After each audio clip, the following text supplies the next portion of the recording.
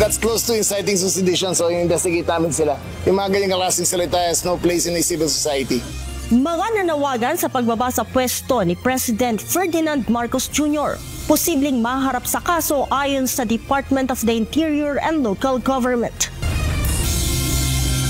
Nauunawaan ko ang galit ng taong bayan dahil nasaksihan ko mismo kung paano minanipula ng House of Representatives ang budget ng Department of Education. Umano'y manipulasyon sa pondo na para sana sa edukasyon. Nasaksihan mismo ni Vice President Sara Duterte. Makakasira ito doon sa mga pinangalanan niya ng mga personalidad kagaya ng Pangulo at saka si former Speaker Martin Romualdez.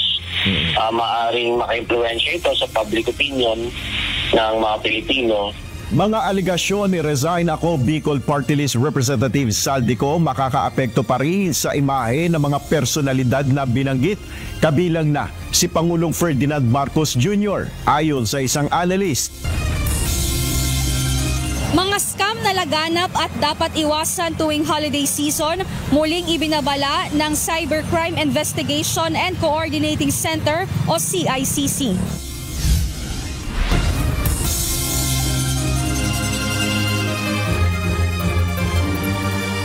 Magandang hapon, Pilipinas at sa buong mundo.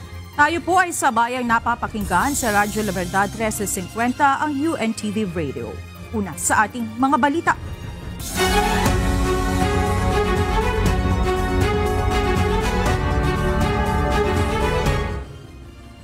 Sa papasok na balita, nagbitiw sa pwesto sina Executive Secretary Lucas Bersamin at Budget Secretary Amina Pangandaman. Abangan ang kabuang ulat sa live report ni Nel Maribuhok maya-maya lamang.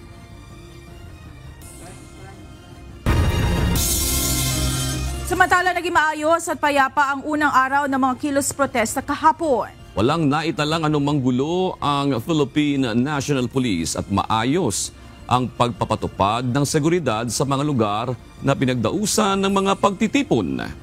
Subalit, may babala ang Department of the Interior and Local Government sa mga nakiisa na nanawagan sa pagbaba sa pwesto ni Pangulong Ferdinand Marcos Jr. Ito ang balita ni Lea Ilagan. That's close to inciting sedition, so investigate namin sila. Yung mga ganyang klaseng salita has no place in a civil society. Walang puwang ang anumang mga panawagan upang papagsakin ang pamahalaan o pababain sa pwesto ang Pangulo. Ito ang binigyang diin ng Department of the Interior and Local Government o DILG kasunod ng mga pahayag kahapon ng ilang mga individual na nakaisa sa unang araw ng kilos protesta sa Maynila. Ilan sa kanila nanawagang pababain sa pwesto si Pangulong Ferdinand Marcos Jr. habang may ilan na tila nanghihikayat ng pag-aaklas ng militar. Ayon kay DILG Secretary John V. Cremulya, maaaring maharap sa kasong inciting to sedition ang mga ito. We will go for truth, accountability, and justice and go through the due process kung sino man kailangan mahatulan dito.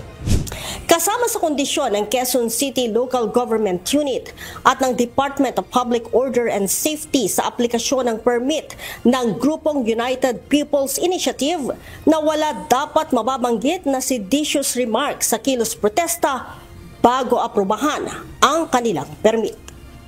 Ngunit tila nalimutan ito ng ilang nakiisa sa kilos protesta. With the freedom of expression comes a sense of responsibility. So calling an act of sedition is not curtailing, it's dangerous to the state. Diba? So yung mga ganyan, every citizen is accorded the right to free speech, but they must have the corresponding responsibility to behave in all civility. Sa kabila nito, kontento naman si Secretary Remulla sa ipinatupad na seguridad kahapon sa unang araw ng religious rally na isinagawa sa Maynila at sa People Power Monument. Katunayan, pangkalahatang payapa daw ang kilos protesta kahapon. Sa kabila nito, hindi nagpapakakampante ang Philippine National Police lalo pat may 2 araw pang natitira. Napakagaling ng pulis natin kahapon. Excellent work. Nakita natin walang incidents, maayos ang traffic management, peaceful lang. Kahit anong pinagsisigaw doon sa PPM, wala nagre-react. Ayos naman. Mindiola, walang lumapit. As we warned, di pwedeng lumapit doon. So okay naman siya. May babala naman ang DILG sa mga grupo na planong guluhin ang payapang kilos protesta. Nasa diskresyon na rin daw ng religious group kung sino ang nais ng mga itong palahukin sa isinasagawa nilang protesta. Nanindigan naman ang PNP at DILG na hindi overkill ang security deployment sa nasa mahigit sa 13,000 pulis na inilatag sa protesta. Ito po ay para bigyan ng proteksyon yung mga nagrarally natin, ang mga religious na rally natin, para doon sa mga posible na nais o manggulo po sa atin, ma'am po. Sapagkat sinabi nga po ni SILG Remulla nung command conference na mas okay na mapintasan ng Philippine National Police o ang DILG sa over-prepared tayo o over-preparations kaysa ma-under-prepared po tayo pagdating ng kaguluhan. Tingin ko wala naman nag-i-incite to a riot doon sa mga magpo-protest. But nevertheless, mabuti ng sobrang handa kasi hindi naghanda, 'di ba? So ganoon pa rin ang ano namin, ang tactics namin and strategy namin. We will always be prepared. Kaugnay nito, kasama sa iimbestigahan ng PNP ang mga kumalat sa social media na fake news gaya ng mga lumang video ng umano'y gulo sa Mendiola. Leia Ilagan, UNTV, News and Rescue. Diyos ang aming sandigan, serbisyo publiko ang aming pinahahalagahan. Hindi pa maituturing na damaging o nakasisira ang mga binitiwang aligasyon ni dating House Appropriations Committee Chairman Zaldico laban sa ilang matataas na opisyal ng pamahalaan. Ayon sa isang analyst, wala pang bigat o halaga ito na maituturing sa ngayon. Gayunman, mayroon pa rin itong masamang epekto sa mga pinaratangan niya ng korupsyon. Ito ang balita ni Nel Maribuhok. Kung halimbawa, gagawin niya ang bawat isa na sino ba mga dapat kasuhan upang makulong at maparusahan. Tingin ko po walang value, walang halaga. Ganyang social media post. Hindi pa sapat na gawing batayan para maparusahan ang mga inaakusahan ng katiwalian ang naging revelasyon ni dating Ako Bicol Party List Representative Zaldico. Partikular na rito ang pagdawit niya sa pangalan ni Pangulong Ferdinand Marcos Jr.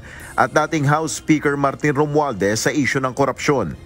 Ayon sa chairman ng UST Department of Political Science na si Professor Dennis Coronacion, upang magkaroon ng halaga ang mga sinabi ng dating mambabatas, dapat ay sumumpa ito na inaako niya ang kanyang mga salaysay upang magamit sa pagsasampa ng kaso.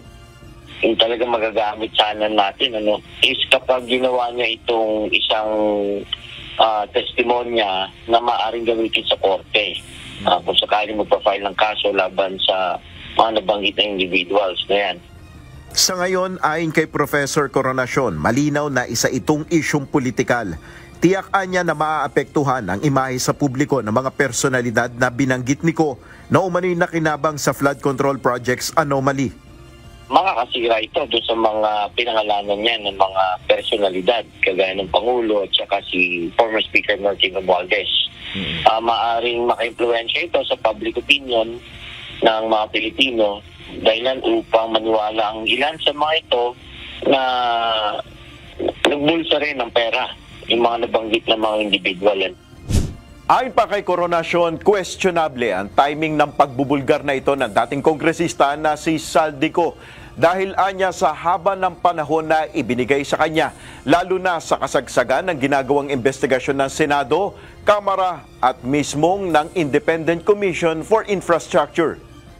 Pagkataka bakit ngayon lang siya nagbigay ng pahayag kung kailan may isasagawang rally. So ano ba yun?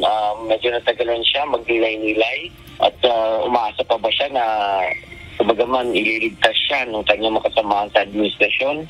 Yan bang mga dahilan upang matagalan siya o kaya parang iisip niya na since naglalaglagan na, ilaglag na siya, might as well ilaglag na rin niya yung makasama niya.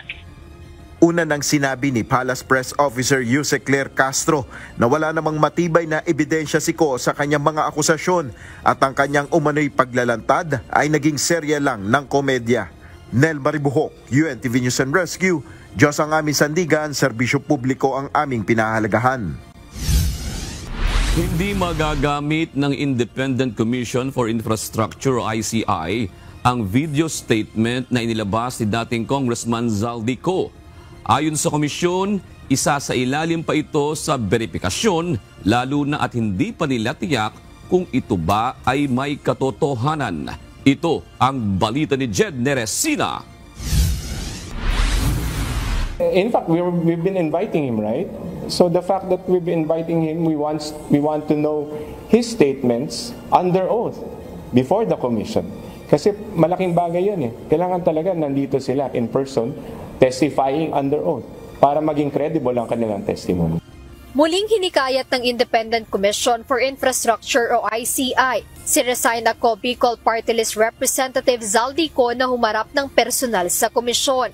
Ayon kay ICI Executive Director, Attorney Brian Keith Hosaka, gaya ng ibang personalidad na kanilang naimbitahan sa mga pagdinig, mahalaga ang pisikal na presensya ng dating kongresista upang makapanumpa ito bago magbigay ng anumang pahayag o salaysay.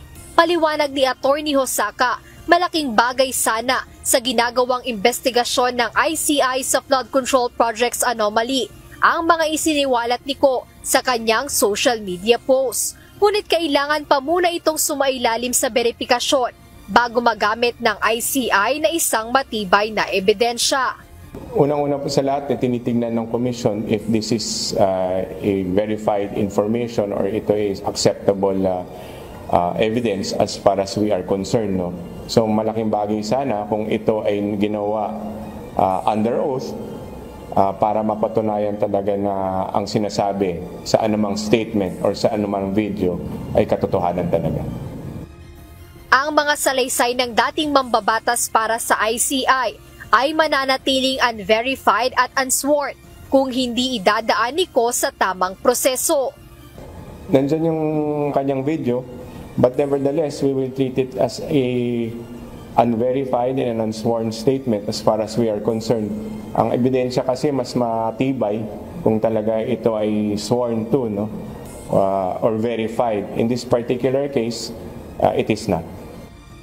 Dagdag pa ni Attorney Hosaka, maraming kailangan pag-aralan at tignan sa inilabas na salaysay ni former Representative Ko, lalo pa at ang video ay in-upload ng magkakahiwalay at walang verifikasyon kung ito ba ay may katotohanan. I just have to mention that the videos come in, alam niyo, sa under the rules of evidence.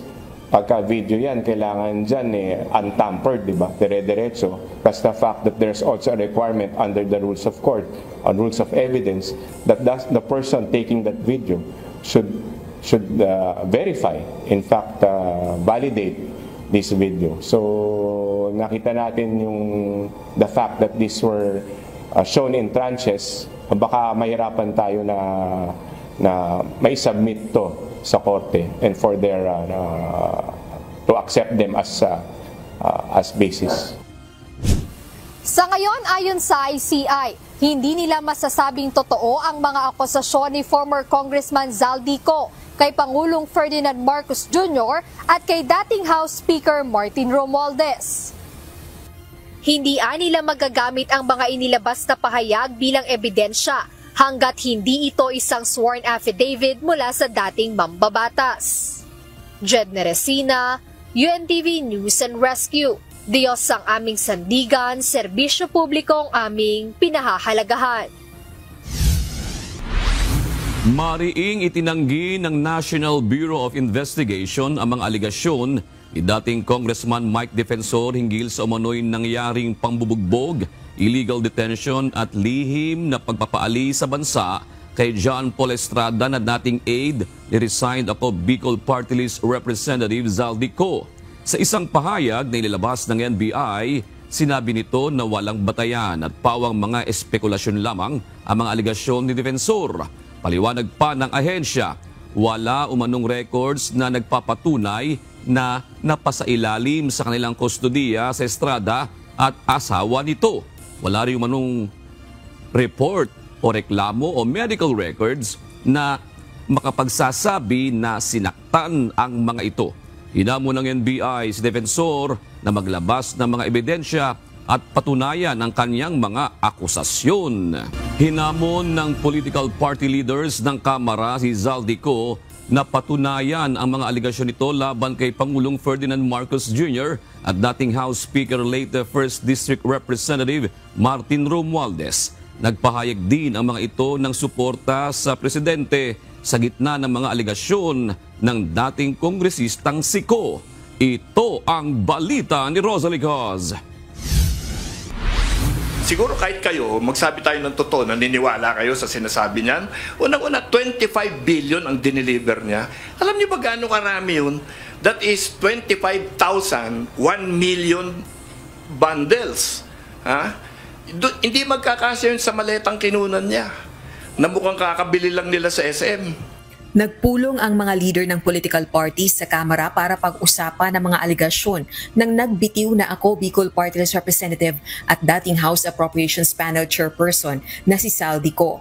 Nagkakaisa nilang tinuligsa ang mga paratang ng dating kongresista laban kay Pangulong Ferdinand Marcos Jr. at dating House Speaker late 1st District Representative Martin Romualdez. Kasabay nito ang hamong patunayan ng kanyang mga aligasyon.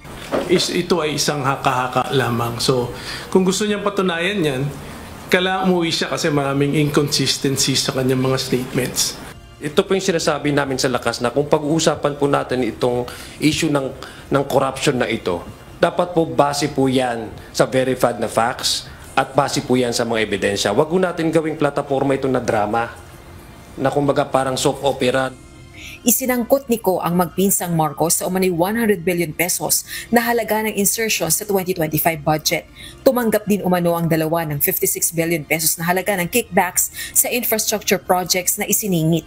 Naniniwala naman si House Deputy Speaker at Antipolo 1st District Representative Ronnie Puno, pinaka-guilty sa kontrobersya ng infrastructure corruption si Ko, at ang mga aligasyon nito laban kina PBBM at dating Speaker Romualdez ay panglilihis lamang sa issue ng pagpapanagot sa mga nasa likod ng anomalya. We have to be careful listening to this guy kasi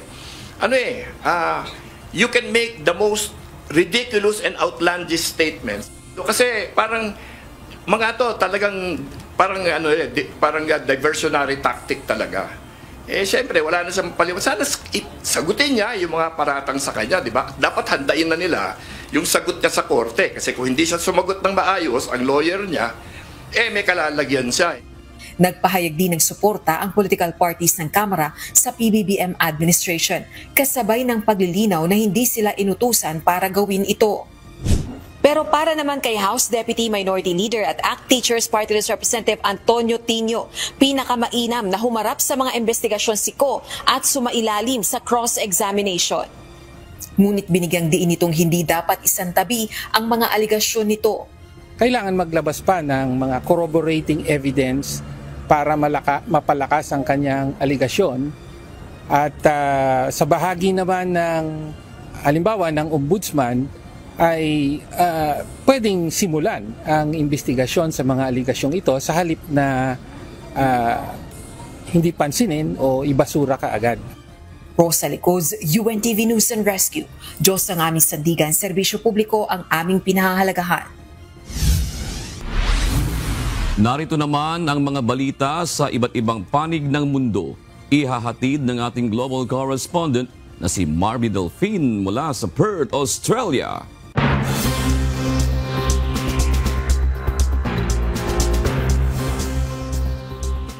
Magandang hapon naman sa inyo dyan sa Pilipinas. Tumanggi ang mayorya ng mga botante sa Ecuador sa panukalang ibalik ang mga base militar ng Estados Unidos sa bansa. Sa naganap na eleksyon, tinatayang 60% ang bumotong no, kaya mananatili ang pagbabawal sa dayuhang base militar na nakasaad sa kanilang 2008 Constitution. Kasabay nito, ibinasura na rin ng publiko ang iba pang mungkahing pagbabago, kabilang ang pag-aalis ng pondo para sa political parties, pagbabawas ng mambabatas at pagbuo ng bagong konstitusyon. Bagaman malaking dagok ito sa administrasyon ni President Daniel Noboa, na kilala bilang taga-suporta ni Trump, tinatanggap umano nito ang resulta na itinuturing na indikasyon ng humihinang suporta sa Pangulo. Sinusubukan ngayon ng Japan na pahupain ang tensyon sa pagitan ng Tokyo at Beijing na nag-ugat sa kontrobersyal na pahayag ni Japanese Prime Minister Sanai Takaichi. Ayon kay Takaichi, ang posibleng pag-atake ng China sa Taiwan ay maaaring ituring na banta sa kaligtasan ng Japan na posibleng mag-trigger ng military response mula sa Tokyo. Hindi ito nagustuhan ng China na nagresulta sa iba't ibang pahayag laban sa punong ministro at paglimita sa mga Chinese na magtungo sa Japan. Ito ang balita ni Mariel Latoza. 与其鼓吹什么台湾有事、日本有事，不如谨记，借台湾生事，就是给日本找事。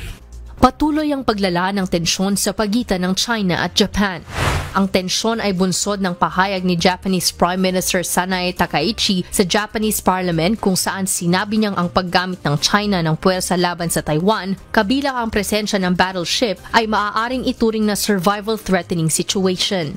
Ayon sa Japan's 2015 security law, ang survival-threatening situation ay nagbibigay daan sa pagpapagana ng self-defense forces ng Japan kung may banta sa bansa o sa mga kaalyado nito. Ang pahayag na ito ng Pung-Ministro ay nakakuha ng matinding reaksyon mula sa pamahalaan ng China. Kabilang dito ang naging post ng Chinese Consul General sa Osaka na si Xu Jian kung saan ibinahagi niya ang pahayag ni Takaichi na may caption na "The dirty head that sticks itself must be cut off." Tinawag ng Japan na highly inappropriate ang naturang post at naghain ng protesta laban sa China. Bagamat binura na ng konsul ang naturang post, hindi pa rin humupa ang tensyon sa pagitan ng dalawang bansa. Nanindigan si Takaichi sa kanyang sinabi at ipinaliwanag na ang kanyang pahayag ay consistent sa tradisyonal na posisyon ng gobyerno. Nagbabala naman ang Chinese Foreign Ministry na kung hindi hihinto ang Japan sa pakikialam sa Taiwan, ay kahaharapin umano nito ang tugon ng China. Muli rin nitong iginiit na ang usapin sa pagitan ng Taiwan at China ay hindi na dapat pakialaman ng anumang bansa. 台湾是中国的台湾，以何种方式解决台湾问题，实现国家统一，纯属中国内政，不容任何外部势力干涉。中国终将统一，也必将统一。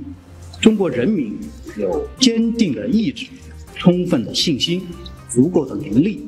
坚决粉碎一切插手和阻挠中国统一大业的图谋。 Naglabas na rin ng travel advisory ang China sa kanilang mga mamamayan na iwasang pumunta sa Japan dahil sa mga umano'y provocative remarks ng leader nito. Sa kabila ng tensyon, tiniyak ni Japanese Ambassador at Chief Cabinet Secretary Minoru Kihara na walang pagbabago sa posisyon ng Japan kasabay sa babala ng China na gumawa ng nararapat na hakbang para hindi na lumala ang sitwasyon. So, from our perspective, we would like to communicate China to act accordingly and on a proper manner. Sa ngayon, sinusubukan ng Japan na pahupain ang sitwasyon sa pamamagitan ng diplomatikong pulong sa Beijing sa pagitan ni Masahiko Kanai at ng Chinese counterpart nito na si Liu Jinsong. Layunin ng Japan na linawin na hindi nagbabago ang kanilang security policy at maiwasan ang karagdagang tensyon. Kasabay nito, patuloy ang presensya ng Chinese Coast Guard sa paligid ng Senkaku Island na matagal nang pinag-aagawang teritoryo ng dalawang bansa. Maria Latoza, UNTV News and Rescue. Diyos ang aming sandigan, serbisyo publiko ang aming pinahahalagahan. Umakyat na sa 18 ang patay sa magkahiwalay na landslide sa Central Java, Indonesia matapos ang malakas na pagulan nitong nakaraang linggo. Sa Silacap, mahigit 100 bahay ang natabunan kung saan 16 ang kumpirmadong patay at 7 ang nawawala. Sa Banjarnegara, 2 residente naman ang nasawi at 27 pa ang pinagahanap matapos matabunan ang hindi bababa sa 30 bahay at sakahan. Patuloy ang mga rescue operation habang nananatiling mataas ang banta ng landslide sa bansa dahil sa wet season na tatagal hanggang Abril. Halos 100 individual ang inaresto ng Federal Immigration Agents sa Charlotte, North Carolina sa pinaigting na crackdown laban sa illegal immigration ng Administrasyong Trump. Ayon sa Department of Homeland Security, inilunsad nila ang Operation Charlotte's Web upang tugisin ang tinawag nilang public safety threats public safety threats. Mariin naman itong kinondena ng lokal na pamahalaan dahil nagdudulot umano ng takot sa komunidad ang ginagawang raid ng ahensya. Sa ngayon, nananatiling hindi malinaw kung gaano katagal ang operasyon ng DHS sa Charlotte na may malaking migrant population. At yan ang mga balita mula sa iba't ibang panig ng mundo. Mula dito sa Perth, Australia, ako si Marby Delphine. Magandang gabi. Nakikisaan niya si Vice President Sara Duterte sa sentimiento ng mga Pilipino kaugnay ng nangyayaring revelasyon ng katiwalian sa gobyerno. Anya siya mismo ay nakasaksi sa mga anomalyang ito sa pondo na dapat sana ay para sa mga kabataang Pilipino. Ito ang balita ni Jed Neresina. Nauunawaan ko ang galit ng taong bayan dahil nasaksihan ko mismo kung paano minanipula ng House of Representatives ang budget ng Department of Education. Ginawang pork barrel. Ito ang pahayag ni Vice President Sara Duterte kaugnay ng pagtapyas ng Kamara sa pondo ng Department of Education noong siya ang kalihim nito. Ito aniyang patunay na nasaksihan niya ang manipulasyon ng mga kongresista sa pambansang pondo na dapat sana ay para sa mga Pilipino lalo na sa mga kabataan. Ayon sa pangalawang Pangulo, sa halip na mapakinabangan ng mga mag-aaral ang dapat sana ay ipagagawang silid-aralan, pinaghati-hatian lang umano ng mga mambabatas ang pondo. Sa halip na sundin ang listahan ng DepEd upang matugunan ang malalang kakulangan sa classrooms, misulang ginawang pork barrel ang pondong nakalaan para sa kabataang Pilipino at pinaghati-hatian ng mga kongresistang malapit sa mga makapangyarihan. Ayon kay VP Sara, nauunawaan niya ang galit at pagkadismaya ng publiko sa mga isyu ng katiwalian. Ito rin ani ang dahilan kung bakit niya binitawan ang posisyon bilang kalihim ng edukasyon at manahimik hanggang humarap sa kasong impeachment para lang mapagtakpan aniya ang katiwalian sa 2025 national budget. The President now faces a profound crisis of confidence, especially in the way these corruption investigations are being handled, which appear to lack both direction and resolve. We also seek clear answers on how a budget that deprived Filipinos of billions and billions of pesos was approved under his watch. Bilang reaksyon sa pahayag ng pangalawang Pangulo, sinabi ni Palace Press Officer Undersecretary Claire Castro na kung mayroon mang dapat unang naimbestigahan, iyon ay ang Vice-Presidente. Pagtatanggol ng opisyal, si Pangulong Ferdinand Marcos Jr. na nga ang gumawa ng inisyatibo upang maimbestigahan ang mga katiwalian sa pamahalaan na hindi ginawa ng Duterte administration. Jed Neresina, UNTV News and Rescue. Diyos ang aming sandigan, serbisyo publiko ang aming pinahahalagahan.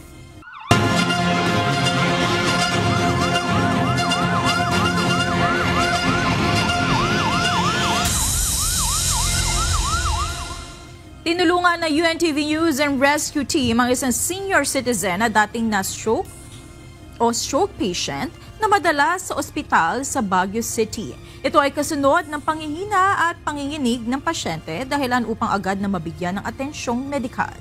Ito ang balita ni Emma Ruth Go. Nag-BPM tayo.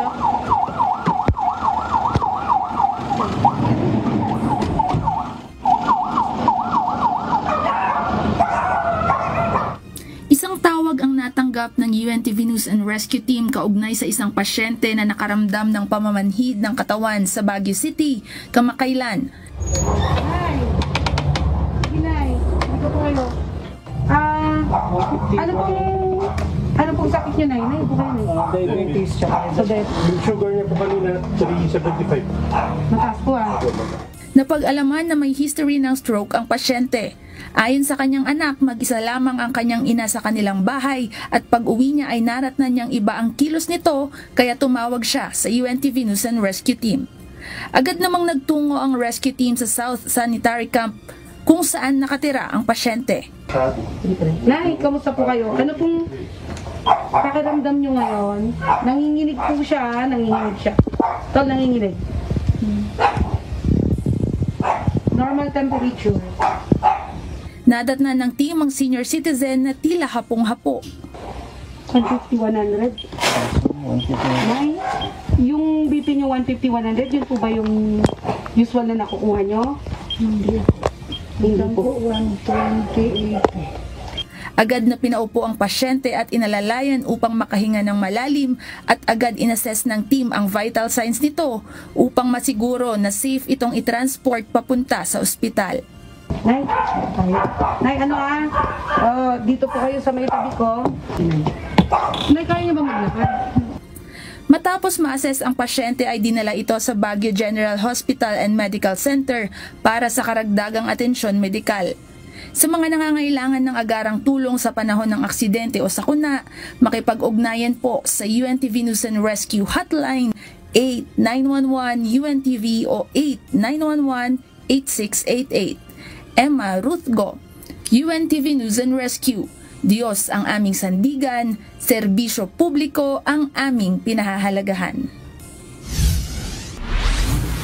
Umakyat na sa 297 ng kabuang bilang ng nasawi mula sa sunod-sunod na pananalasan ng Bagyong Tino at Uwan. Ayon sa ulat ng National Disaster Risk Reduction and Management Council o NDRRMC, pinakamatindi ang iniwang pinsala ni Tino sa Cebu at Negros provinces. Umabot sa 269 deaths ang naitala dito. 113 naman ang napaulat na nawawala at mahigit 500 ang sugatan. 28 naman ang iniwang patay ng Bagyong Uwan, umabot sa Super Typhoon category. 52 ang sugatan at 2 ang nawawala sa Northern Luzon. Nagpapatuloy ang investigasyon ng Department of the Interior and Local Government sa ilang local government executives na lumabas ng bansa noong kasagsagan ng Bagyong Tino at Uwan. Ayon kay DILG Secretary John Vic Remulla, hindi ligtas sa mga ito sa kaso kapag napatunayang nagtungo sila sa ibang bansa. Ito ang balita ni Leia Ilagan. The nice thing about being secretary, hindi ka political. So kung sino makailangan, parusahan, hindi pa parusahan. Iaakyat na ng Department of the Interior and Local Government sa Office of the Ombudsman ang inihaing reklamo laban sa 24 na opisyal na umalis ng bansa sa gitna ng magkasunod na Bagyong Tino at Uwan. Ayon kay Interior Secretary John Vic Remulla, ilan sa mga reklamong kakaharapin ng mga ito ay ang abandonment of duty, gross neglect, at insubordination. Mga 24 yata ang pinuprove namin ngayon. Anong cases po yun? Abandonment of duty, gross neglect, insubordination, kasi may order na kami mag-umalis, sumalis pa rin. So titignan namin yun. Sinabi pa ni Secretary Remulla na patuloy ang pagkumpleto sa mga kinakailangang impormasyon na siya magpapatibay sa ihahaing reklamo laban sa naturang mga opisyal. Hindi naman kasama sa sasampahan ng reklamo ang gobernador ng Isabela. Una nang ipinaliwanag ni Governor Rodolfo Albano III na nakaalis na siya patungong Germany para dumalo sa isang agricultural fair bago pa man naglabas ng kautusan ng DILG. Nakakuha rin umano siya ng permit mula sa ahensya para sa biyahe. First, tingnan ko yung record niya, umalis siya ng 8, ang ban 9. Ang mali na naman talaga niya yung humor niya, hindi wala sa lugar, di ba? Pero as according to the permits, tama naman ang pag-alis niya, and he tried to return as soon as possible habang doon siya. Matatanda ang naglabas ng Memorandum Circular number 2025-10 ang ahensya na nagsususpinde na mga official and unofficial foreign travel na mga appointed at inihalal na lokal na opisyal ng gobyerno mula November 9 hanggang 15. Tiniyak ni Secretary Remulla na wala silang sisinuhin sa isinasagawang investigasyon at papatawan ng karampatang parusa ang mga mapatutunayang lumabag sa kautusan. Leia Ilagan, UNTV, News and Rescue. Diyos ang aming sandigan, serbisyo publiko ang aming pinahahalagahan. Inanunsyo ng Malacanang ngayong hapon ang pagbibitiw sa gabinete nina Executive Secretary Lucas Bersamin at Budget Secretary Amina Pangandaman. Kasunod nito, nagpatupad ng Cabinet Reshuffle si Pangulong Marcos. Ito ang balita ni Nel Mari Buhok. Live!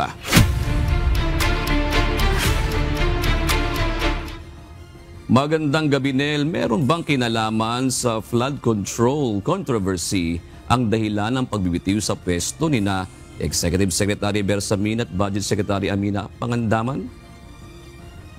Yes, Jun, out of delikadesa. Ito ang pangunahing dahilan sa pagbibitiw sa pwesto ni na Executive Secretary Lucas Bersamin, Department of Budget Secretary Amina Pangandaman at Presidential Legislative Liaison Officer Chief Undersecretary Adrian Bersamin. Ito ang inanunsyo ni Palace Press Officer Yusek Claire Castro. Ayon sa Palace official, tinanggap ni Pangulong Ferdinand Marcos Jr. ang voluntaryong pagbibitiw sa pwesto ng mga opisyal. President Ferdinand R. Marcos Jr. has formally accepted the resignations of Executive Secretary Lucas P. Bersamin and Department of Budget and Management Secretary Amina Pangandaman. Both officials respectfully offered and tendered their resignations out of delicadeza after their departments were mentioned in allegations related to the flood control anomaly currently under investigation, and in recognition of the responsibility to allow the administration to address the matter appropriately. Itinalaga naman ng Pangulo si Finance Secretary Ralph Recto bilang bagong Executive Secretary. Itinalaga rin si Special Assistant to the President for Investment and Economic Affairs Secretary Frederick Go bilang bagong Finance Chief. Si Budget Undersecretary Rolando Toledo ang magsisilbing Officer in Charge ng DBM. Samantalang bakante pa ang posisyon na iiwan ni na Secretary Go at PLLO Yusek Bersamin. Sa tanong naman kung dapat rin bang magbitiw sa pwesto ang iba pang miyembro ng gabinete na masasangkot rin sa issue, sagot ng palasyo.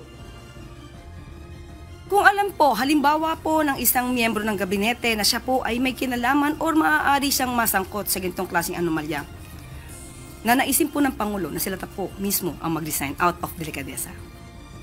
Sa kabila nito, iginiit ng Malacanang na ang mga aligasyon ni dating ako Bicol Party List Representative Zaldico ay walang katotohanan. Hindi po natin masasabi na ang mga aligasyon ni Zaldico ay seryoso. Makikita po natin sa kanyang mga sinabi at sa mga pictures na kanyang pinakita.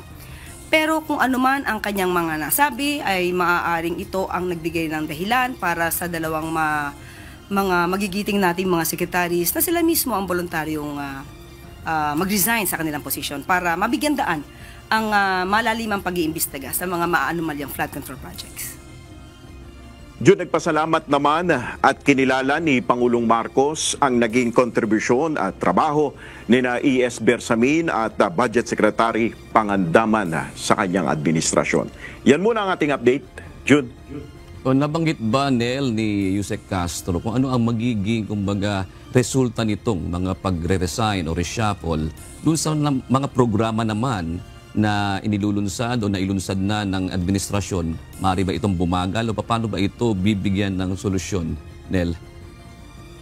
Yes, sinagot naman niya ni Yusek Castro at sinabing wala naman magiging epekto ito, masamang epekto sa operasyon ng mga ahensya ng gobyerno, lalo na under Department of Budget and Management sa implementasyon ng pondo ng pamahalaan na para sa taon 2026, June. Saan ba partikular na sinasabi ni Yusek Castro? Meron bang partikular na sinabi yung magkakasangkot ni E.S. Bersamin, Secretary Pangandaman at nitong si Yusek Bersamin? Wala namang nabanggit, Jun, doon sa kanya naging pahayag. Basta ang in general, ang nabanggit lang ni Yusek Castro ay nadadawit nga yung kanyang yung ahensya at yung mga pangalan ng mga opisyal. Kaya dahilan para nga magbitiw sa pwesto out of delicadeza, Jun. Ang kamakailan lang, di ba, naglabas ng video si dating Congressman Zaldico na dinadawit nga itong si Secretary Pangandaman at itong si Yusek Bersamin na sinasabi ito yung nagpa-i-insert doon sa budget doon sa pondo nga ng gobyerno na yon. Meron ba itong kaugnayan, Anel? Ang nabanggit lang sa kanina sa pahayag ay may kaugnayan nga doon sa issue ng flood control projects, anomaly at yung mga issue nga na lumalabas ngayon, June. Pero yung mga detalye ay hindi nabanggit kanina ni Yusek Castro. Maraming salamat, Nel Maribuhok. Hindi natitinag si Cavite 4th District Representative Kiko Barzaga sa banta ng Department of the Interior and Local Government laban sa mga nananawagan na bumaba sa pwesto si Pangulong Ferdinand Marcos Jr. Hindi rin naniniwala si Congressman Barzaga sa inilabas na pahayag ni Reside Ako Bicol Party List Representative Zaldico. Ito ang balita ni Benedict Samson.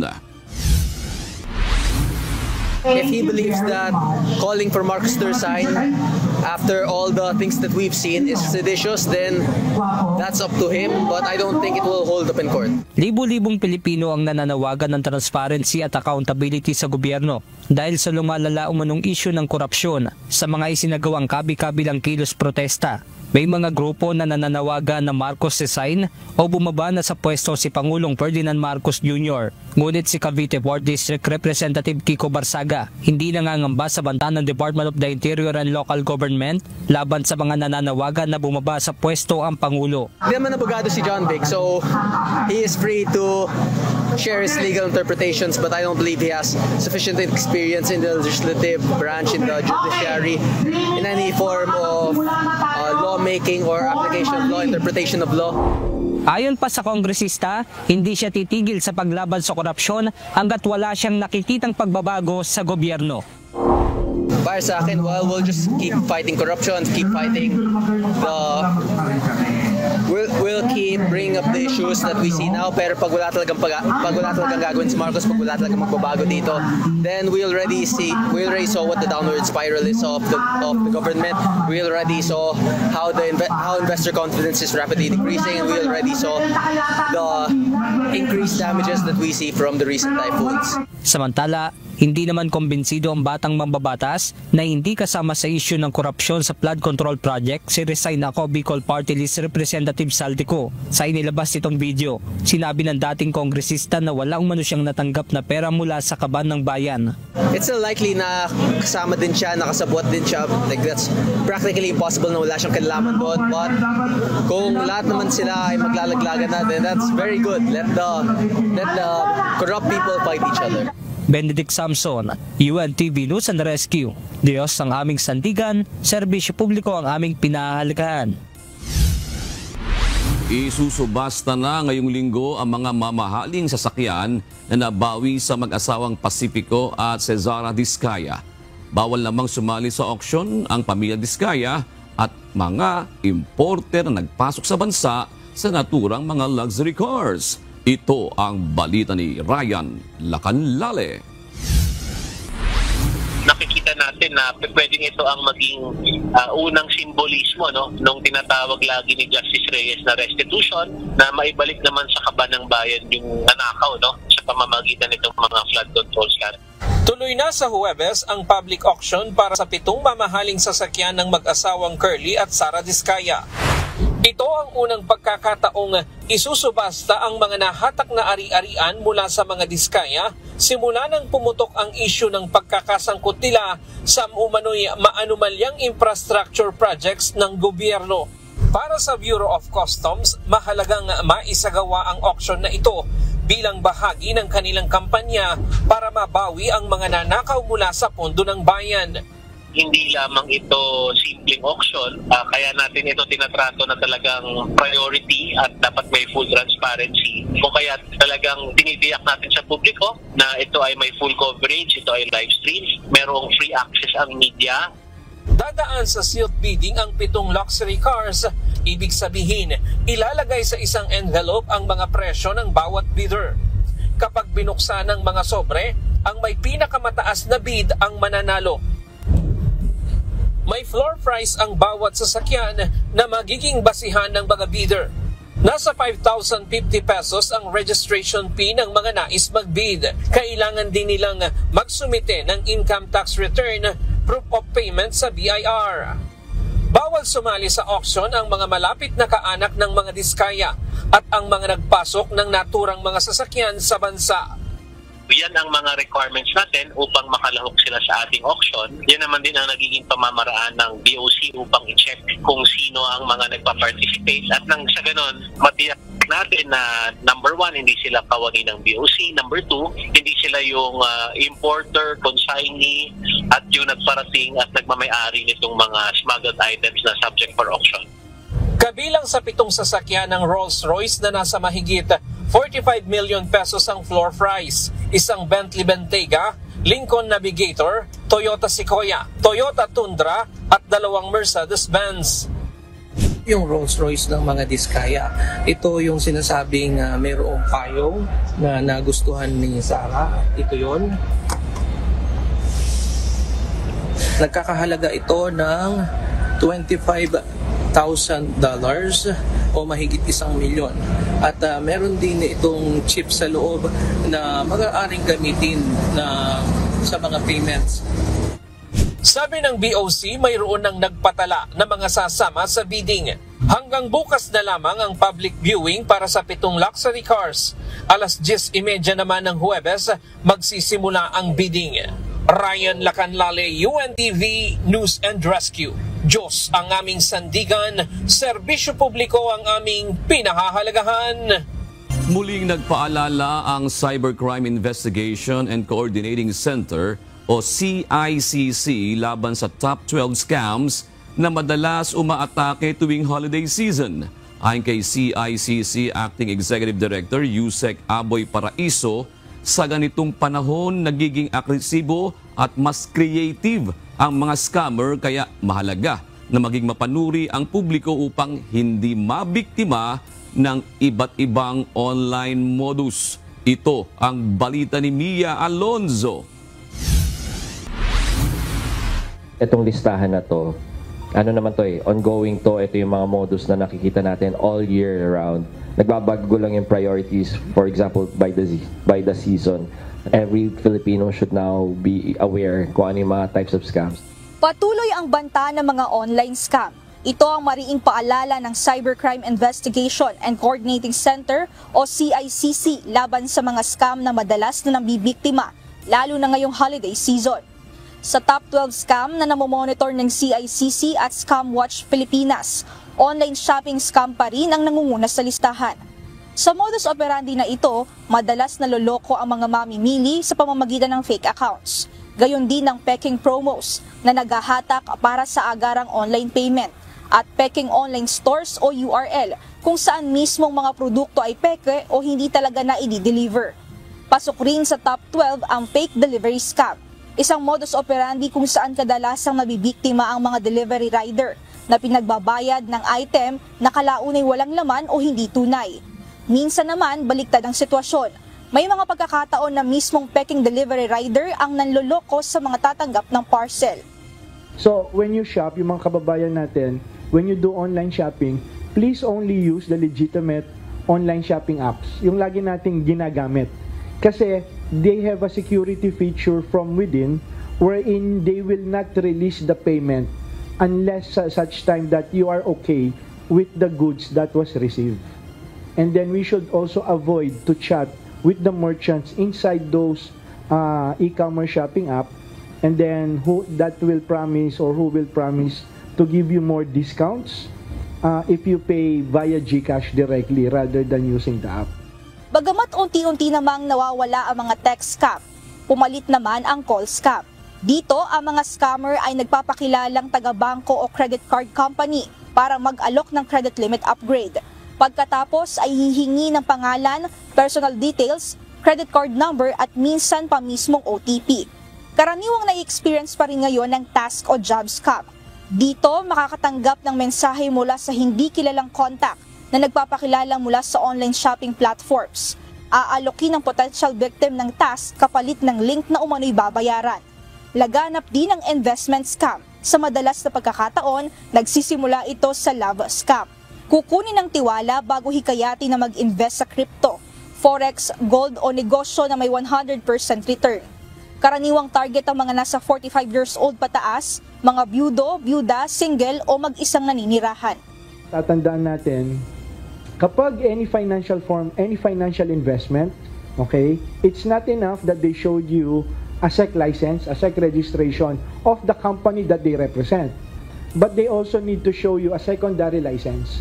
because SEC are requiring a secondary license for any investment company bago sila ma-approve. And you can also use Check with Sec app. Okay? Just type the name of the company. Pag lumabas, registered siya. Di ba? Kailangan meron pa siyang secondary license. Samantala, ang loan scam lalo pang nag-e-evolve ngayon. May mga online lending apps na madaling magpautang pero may sobrang taas na interes. Kapansin-pansin na wala ito sa Google App o Play Store, kundi downloadable lang via link sa kanilang website. Dito hinihingi rin ng contacts at nang haharas kapag hindi makabayad. Minsan pa peke ang kaibigan o kamag-anak na mag-aalok ng loan. Talamak din ngayon ang impersonation scam kung saan hina-hijack ang Facebook account at magpapanggap na kaibigan o kamag-anak para humingi ng emergency loan sa Messenger. Dumadami rin ang travel scam, lalo na sa kasagsagan ng holiday trips. Dito lumalabas sa mga peking travel offers, fake URLs, fake accounts at fake promos na nagkakalat sa social media para mangloko ng mga nagbabakasyon. Sa panahon naman ng kalamidad, lumalaganap rin ang charity scam, peking solicitation mula sa fake NGO, fake DSWD o fake charity post. Sinasamantala ng mga scammer ang season of giving, kaya pinag-iingat ang publiko na huwag basta magpadala ng pera. Kasama rin sa top 12 ang middleman scam kung saan may magpapanggap na trusted intermediary sa buyer at seller. Kokontrolin ang transaksyon at ang bayad at pagkatapos ay biglang mawawala bitbit ang pera o item. Panghuli naman ang online gambling scam, mga SMS o mensahe mula sa unknown number na nag-aanyaya na mananalo ng milyones sa pamamagitan ng peking gambling URL. Kaya naman muling paalala ng CICC sa publiko kung may namomonitor na kahina-hinalang transaksyon o di kaya na may posibleng scam, i-report agad dahil ayon sa ahensya, malaking tulong ang agad na pagsusumbong upang kanilang matrack, ma-verify at agad na maaksyonan ng mga kaso. Talagang yung first line of defense natin is really information para doon sa mga kababayan natin. So, again, marami tayong aasahan pagdating ho ng paglipat ho ng CICC sa bago niyang tahanan, magkakaroon na rin ng action center, ang 1326. So, pwedeng tumawag or pwede kayong pumunta. Tapos yun, 24/7 na kasi nandun sa commercial space yun. Sa ngayon, mahigpit na paalala ng ahensya na unang pag-ingatan ng publiko ang pagpindot sa mga link maging ang pagsagot sa mga tawag mula sa mga hindi kilalang numero. Dahil sa panahong ito, minuto lang ang kailangan ng mga scammer o hacker at kahit pagsagot pa lang ng tawag ay maaari nang makuha ang iyong personal na impormasyon. Mia Alonso, UNTV News and Rescue. Diyos ang aming sandigan, serbisyo publiko ang aming pinahahalagahan. Pinagbigyan ng Sandigang Bayan ang mosyon ng Ombudsman na iurong ang 6 na graft cases laban kina dating Budget Undersecretary Lloyd Christopher Lau at iba pang opisyal ng Pharmaly Pharmaceutical Corporation na dawit sa monoy maanumalyang pagbili ng 8 billion pesos na halaga ng medical supplies noong kasagsagan ng COVID-19 pandemic. Batay ito sa resolusyon na inilabas ng Sandigang Bayan nitong November 7 kung saan sinabing may kapangyarihan naman si Ombudsman Crispin Remulla na bawiin o baguhin ang isinampang mga kaso ng dating ombudsman. Pero nilinaw ng Sandigang Bayan 1st Division na hindi ibig sabihin nito ay acquitted o pinawawalang sala na ang mga akusado dahil pwede pang ihain muli ng ombudsman ang mga kaso laban sa kanila. Dati namang sinabi ni Remulla nang maupo ito bilang bagong ombudsman na nais itong muling busisiin ang Pharmaly scandal at repasuhin ang isinampang mga kaso. Nag-ugat ito sa aligasyong may anomalya sa pagbili ng bilyong-bilyong pisong halaga ng personal protective equipment, surgical mask, face shields at RT-PCR test kits mula sa Pharmaly noong taong 2020. Natanggap na ng Philippine National Police ang mga bagong sasakyan at gamit para sa kanilang mga operasyon. Mismo si Interior and Local Government Secretary John Vic Remulla kasama si Acting Police Chief Lieutenant General Jose Melencio Nartates ang nag-inspeksyon sa mga ito sa Camp Craping ngayong araw. Ayon kay Secretary Remulla, matutugunan nito ang problema sa kakulangan ng gamit ng mga pulis para magawa ang kanilang mandato na laging maging handa sa pagbibigay ng seguridad at pagpapanatili ng kapayapaan sa kaligtasan ng publiko.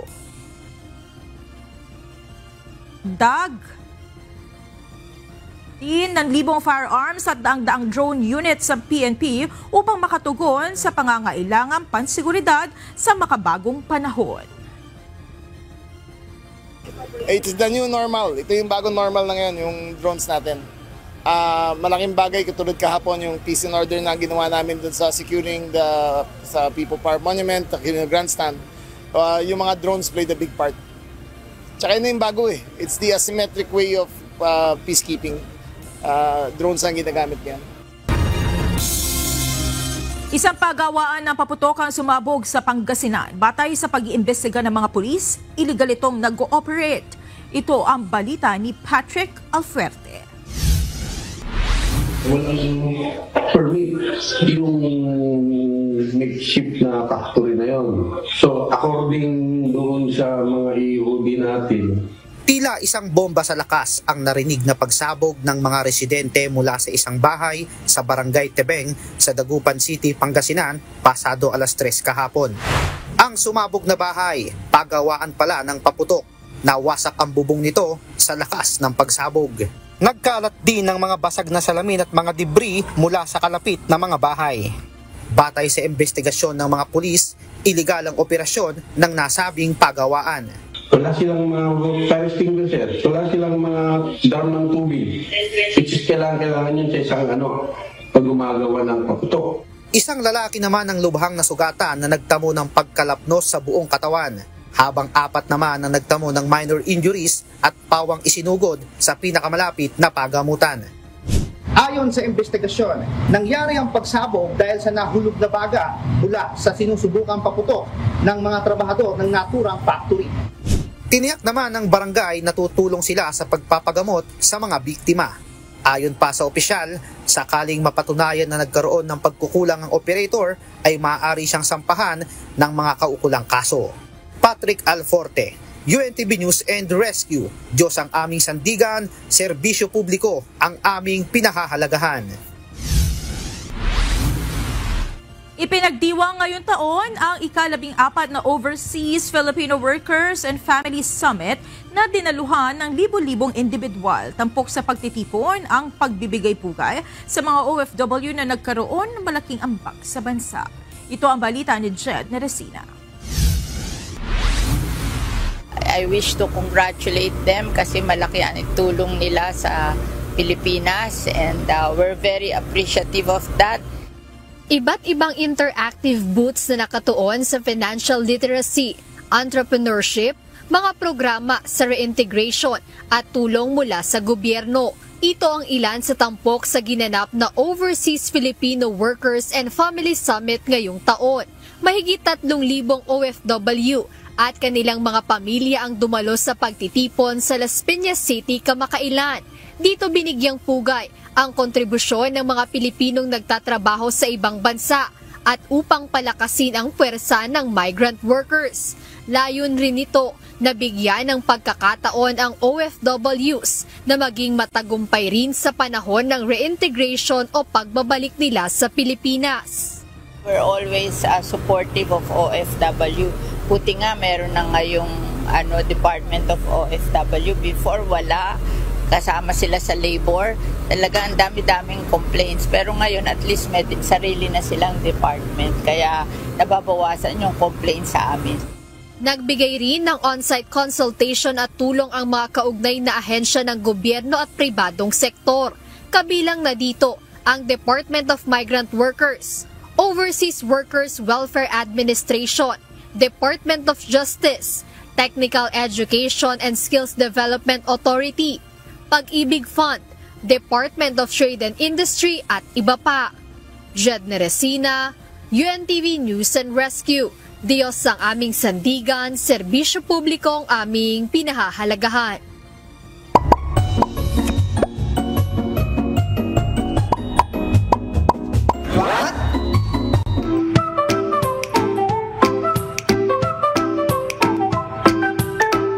Dagdag kaalaman po, Andito ko ngayon sa Jod Fair sa Thailand. Isang kilalang night market dito. At alam nyo, pag naririnig yung bansang Thailand, isa sa mga papasok sa isip natin ay ang ang mango sticky rice. Ever wonder why mango sticky rice hits so hard? Sweet, creamy, sticky. Pero ano ba ang science sa likod dito? Bakit ang hirap tanggihan ng dessert na to? Sa food chemistry, tinatawag itong perfect flavor balance. May sweetness galing sa mango, saltiness at creaminess mula sa coconut milk, at texture satisfaction galing sa sticky rice or glutinous rice. Sabay-sabay yan nagtitrigger ng dopamine release kaya comfort food talaga siya. Alam mo bang traditional dessert to tuwing harvest season ng mangga sa Thailand? Kaya symbolic siya ng gratitude at prosperity. Plus, sticky rice has resistant starch, which helps slow sugar absorption. Kaya kahit matamis, hindi agad nag-i-spike ang blood sugar mo. Ayon sa food scientists, the sticky mouthfeel activates the brain's tactile pleasure center, the same part that makes us crave chewy textures like mochi or tapioca. Kaya bawat subo ng mango sticky rice, may kasamang mini serotonin boost. So next time na magagawi kayo dito sa Jod Fair sa Thailand, tandaan nyo na ang mango sticky rice, hindi lang siya masarap. Isa siyang parte ng neuroscience, chemistry, at culture in one bite. Sana may natutuhan kayo at laging tatandaan, mapalad po ang tao na nakakasumpo ng karunungan at ang tao na nagtatamo ng kaunawaan.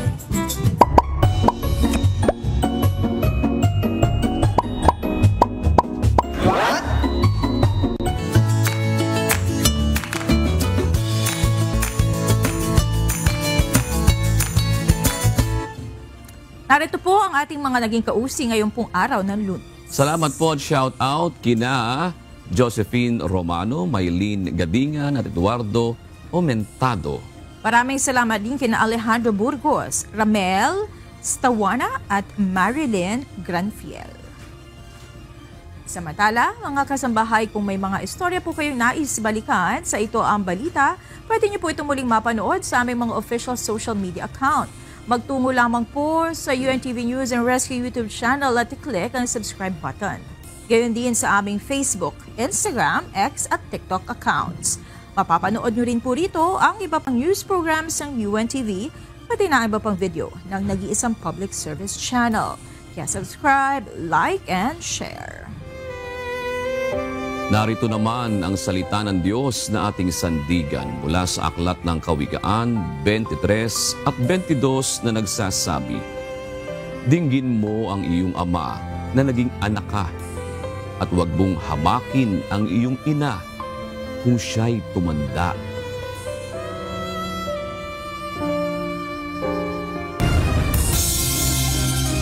At yan ang naging kabuuan ng ating balitaan ngayong gabi. Aming inilahad na buong katapatan kung paano namin nasaksihan. Kayo po'y makapagtitiwala ng aming nakita at narinig, ang aming ibinabalita. At dito po sa UNTV, Diyos ang aming sandigan, serbisyo publiko ang aming pinahahalagahan. Magandang gabi po.